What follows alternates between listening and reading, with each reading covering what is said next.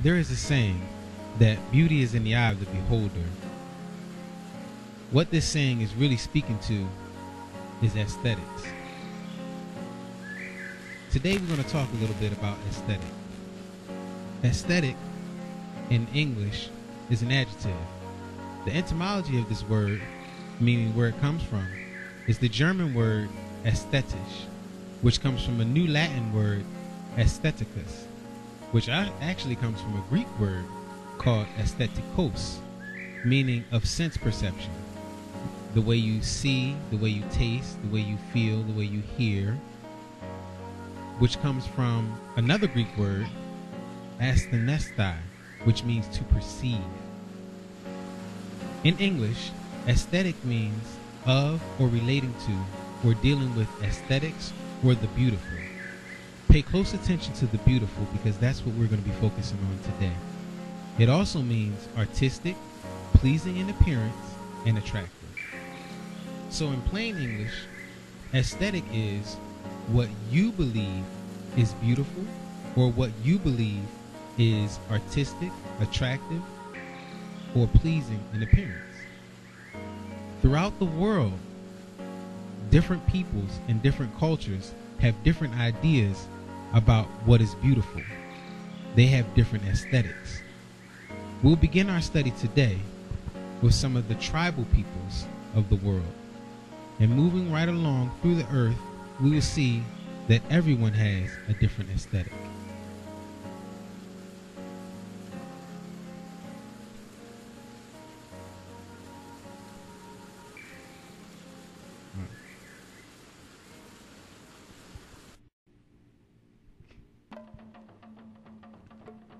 Tribal aesthetics. Here are some pictures of some different tribes. As you look at these pictures, I want you to notice that there are very, very different ideas of beauty. In some tribes, having a long neck is considered beautiful, so people practice stretching their necks out. In other tribes, painting your face with different colors is beautiful. Still, in other tribes, tattooing one's face is considered beautiful. All these are tribal aesthetics, and across the world, there are many different tribal aesthetics. There are many different ideas of what beauty is. Some of these may seem strange to you, but if any of these people were to see you, they would think you were strange. For example, can you imagine this as you listening to your iPod with a big plate in your lip? Maybe not. But this person believes that they are beautiful. And if they saw you, they would think that you look weird. In India, they have a completely different aesthetic. To them, beauty is in the sari. The sari is a garment worn by Indian women which wraps completely and totally around their body with a lot of emphasis on the colors. Most sari are brightly colored. The reds are truly red. The yellows are truly yellow. Indian women of all ages wear sari. Here's some pictures of some younger women, and notice that their colors are very bold. This is the Indian aesthetic. Also in India, you will find that as the young girls get older and older, they are allowed to show part of their midriff. You see this girl here showing a little bit of her stomach. That's your midriff. This is acceptable in Indian culture. And as the girl gets older and older, more and more of her midriff she's allowed to show. This is their aesthetic. This is what they believe is beautiful. And as the women get older and older to full womanhood, they're even allowed to wear a garment like this.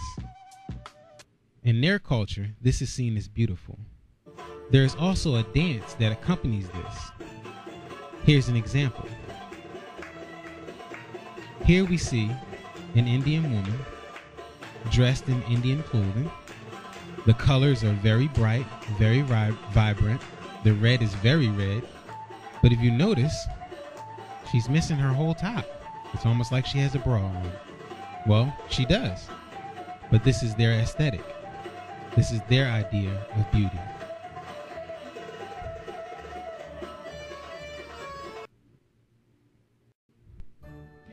Moving on, in the Far East, in China, and in some parts of Japan, a small foot is seen as beautiful.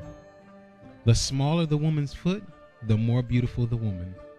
So they practice what is called binding. Binding is a process where a little girl's foot is wrapped and wrapped and wrapped. So as she grows, she may get bigger, but her foot remains the same size. Her bones and flesh will become crushed upon one another until her foot can fit into tiny shoes like these. Here you see an older woman who is going through the binding process. If you look closely where her arch is, you'll see that her flesh is crushed in on itself. Her toes are barely noticeable. And if you were to see an X-ray of her foot, this is what it would look like. All of her bones have been crushed together to fit into a tiny shoe.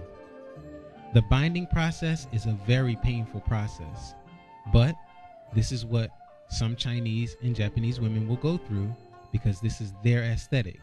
This is their idea of beauty.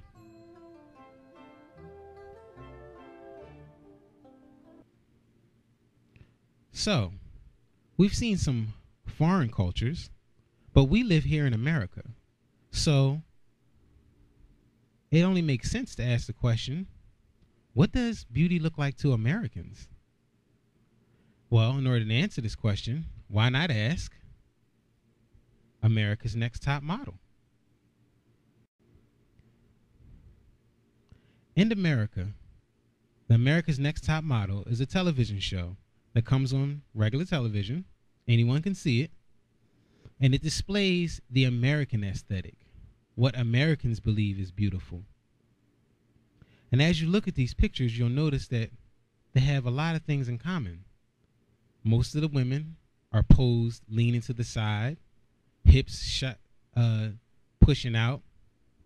Usually they're scantily dressed, little to no clothing, or their clothing is very tight-fitting to show all of their curves and all of their shape.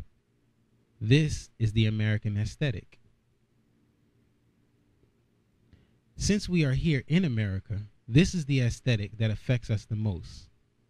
Now we are the children of Israel, sons and daughters of Yah, correct? So therefore, our aesthetic and their aesthetic should be different. But unfortunately, many of us fall victim to portraying ourselves as American beauty, using the American aesthetic. So we're going to study and discuss today exactly where does this aesthetic come from? Where does their idea of beauty come from? And is it anything like our idea of beauty?